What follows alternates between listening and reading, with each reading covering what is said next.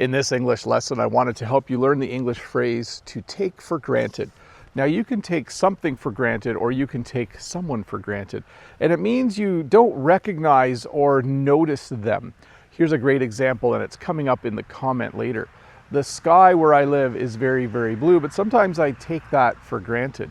That means I don't always notice how blue the sky is behind me. My mom worked really hard when I was a kid to feed us and make sure we had clothes and all the things that moms do, but I kind of took her for granted in the past tense. When I was a kid, I didn't really notice all the work that my mom was doing. So when you take something or someone for granted, it means you just don't notice how cool that thing is or how cool that person is. The other phrase I wanted to teach you today is the phrase to be taken aback. When you're taken aback, I'm kind of acting it out. You don't actually back up like this, but when you're taken aback, it means you're surprised or shocked about something. You might go to buy a new car and then you're taken aback at how much the car costs.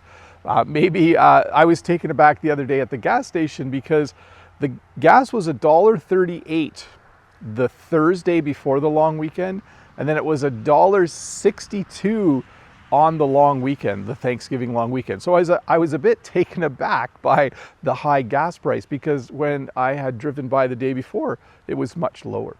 So to review, when you take something or someone for granted, it means you don't notice how awesome that thing is or that person is. And to be taken aback means to be surprised or shocked at something that you see.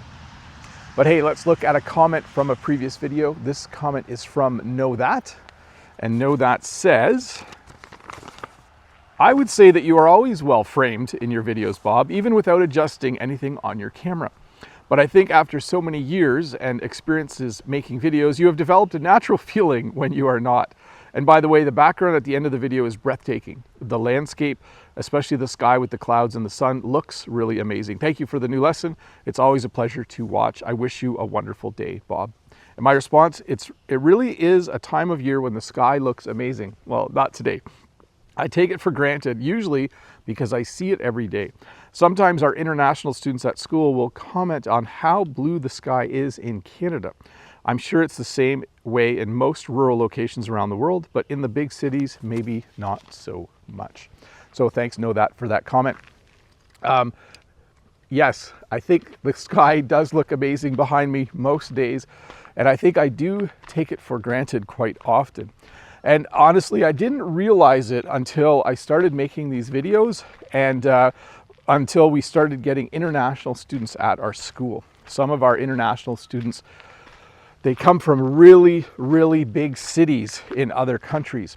And they come from some cities where there's lots of pollution and the sky doesn't look as nice as it looks out in the countryside. For those of you that live out in the countryside, you probably enjoy the same clear blue skies that I do. They're quite nice, but today, as I mentioned, it's a little different. It's just a little bit overcast. It's kind of a gray, dull day. It's spitting a little bit out here. Let me see if I can get to a puddle and I will show you. And sometimes, I don't know if you have this, sometimes my mood matches the weather. On sunny days and snowy days, not sure if you can see down here. On sunny days, I guess it's not spitting right now. On sunny days and snowy days, I'm quite happy. On days like this, where it's a little gray, I wouldn't say I'm unhappy. I don't have as much energy. I don't have as much gumption. Do you know that word, gumption?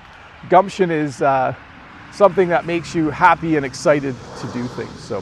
But anyways, I think I've gone overtime. Thanks for watching this little English lesson. I'll have another one ready for you in a couple days. Bye.